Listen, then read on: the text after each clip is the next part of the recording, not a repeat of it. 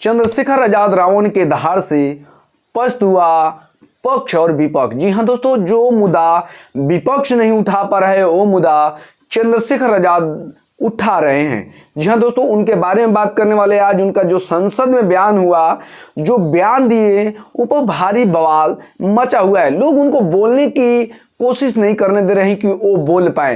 हो हल्ला उसमें मचाने की होड़ लगी है और लोग मचाने की कोशिश कर रहे हैं। वो चाह रहे हैं कि चंद्रशेखर आजाद रावण जो हैं वो मुद्दा नहीं उठा पाए। पक्ष हो या विपक्ष है, दोनों चाहते हैं कि वो मुद्दा नहीं उठाए। इसके बाद में दोस्तों आपको बताने की कोशिश करूंगा कि जिस स्तर से चंद्रशेखर आजाद रावण ने वो मुद्दा उठाया है जो दूसरे लोग नहीं उठा पाते हैं। जो बोध गया के महाविहार महाबोधि है, वहाँ का जो आंदोलन चल रहा है उसका मुद्दा उठाए हैं कि जो बौद्ध विहार है उनको बौद्धों को सौंपना चाहिए। सरकार को इस पर दखल अंदाजी देना चाहिए कि जो बौद्ध का है उसको बौद्ध को सौंप देना चाहिए।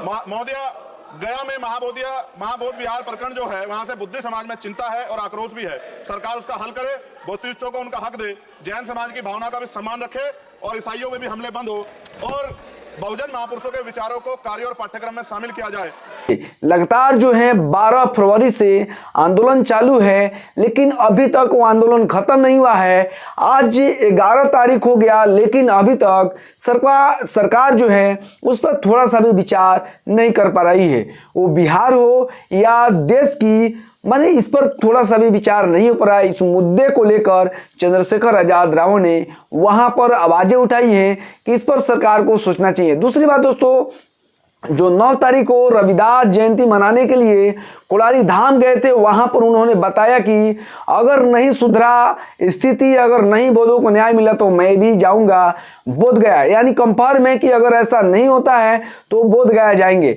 लेकिन किसी ने ऐसा हिम्मत नहीं किया। इतने बहुत सारे दलित सांसद हैं, बहुत सारे ऐसे लोग हैं, यहाँ तक बौद्धिस्ट सांसद भी हैं, वहाँ पर मणिपुर से आए हुए हैं, वो भी आवाज़ नहीं उठा पाते हैं। जो रिजू जी हैं वो आवाज़ नहीं उठा पाते हैं, लेकिन इन्होंने बोध गया मंदिर को लेकर इन्होंने आवाज़ उठाई। और मणिपुर जो जल रहा है, जहाँ पर सुरक्षित बच्चे हैं, लोग हैं, उनको बचाने के लिए भी रिक्वेस्ट किए हैं। यहाँ तक कि जो किसान लोग हैं, उन्हें किसान को अच्छी मुहैया कराने के लिए, उनके लाभ के लिए वहाँ पर भी बातें बोले हैं। यहाँ तक कि जो तुरंत ईद आने वाला है, ईद को लेकर जो रोजा रख रहे हैं उसके व्यवस्था को लेकर उन्होंने सरकार से बड़ी मांग की है। उन्होंने कहा है कि सरकार को पक्षपात नहीं करना चाहिए, सिर्फ किसी एक खास धर्म को लेकर नहीं चलना चाहिए, बल्कि जो इस देश में हिंदू, मुस्लिम, सिख, ईसाई, बौद्ध, जैन, पारसी जितने भी धर्म के लोग हैं उनका सम्मान करना चाहिए। और उन्होंने नाम नहीं लिया, लेकिन जिक्र किया कि जिस तरह से कुंभ में व्यवस्था की गई थी हिंदुओं के लिए, उसी तरह क्या रोजा में व्यवस्था करेगी मुसलमानों के लिए सरकार। तो इस तरह से उन्होंने बहुत बड़ी बातें बोल दी। इसके बाद में बहुत सारा आगे भी जो अदर धर्म जो हैं उनको लेकर उन्होंने बातें कही है कि किस तरह से सरकार को सोचना विचारना चाहिए।